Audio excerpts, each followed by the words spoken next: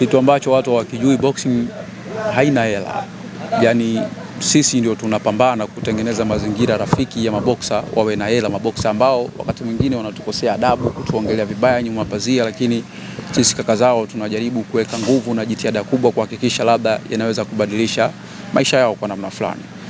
Kitu ambacho najipongeza ni kwamba nimeanza boxing ya Tanzania, ilikuwa kila raundi tunalipwa 10,000. Ukipigana raundi 6 unapewa 60,000, lakini leo nimefikisha boxing mahali nikimwambia promoter Semunyu bondia wangu anacheza raundi 6 milioni 3 akatai, sio kitu kidogo. Kuna maboksa ambao baba zao hawajawahi kupata kazi za kupata hata mshahara wa 100,000 kwa mwezi, lakini leo mtu ana uwezo akapigana pambano moja akapeleka milioni 7 kwao, sio kitu kidogo. Kwa hiyo najipongeza kuitoa boxing nilipoitoa kuleta hapa, japokuwa dharau zimekuwa nyingi, matusi na kashfa, lakini boxing ni mchezo mgumu sana kuliko watu wanavyofikiria. Watu wengine wapo kwa ushabiki, lakini sisi tupo kwenye ajira, ni kazi.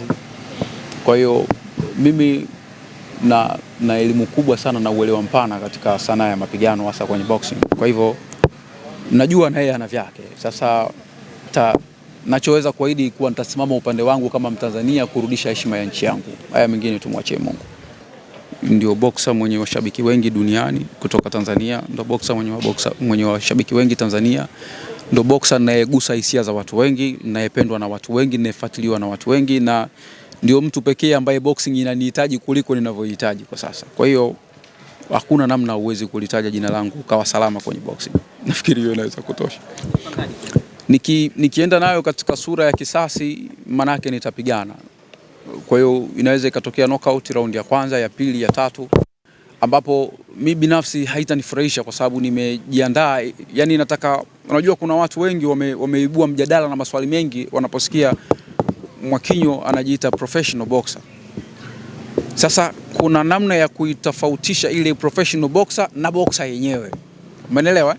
Sasa natamani nipate muda mrefu ili nionyeshe kile ambacho ninacho cha ziada watu wengi ambao hawana, ili nikisema mtu ajue ana haki kusema vile kwa sababu ana fulani anakifanya fulani hawawezi kukifanya.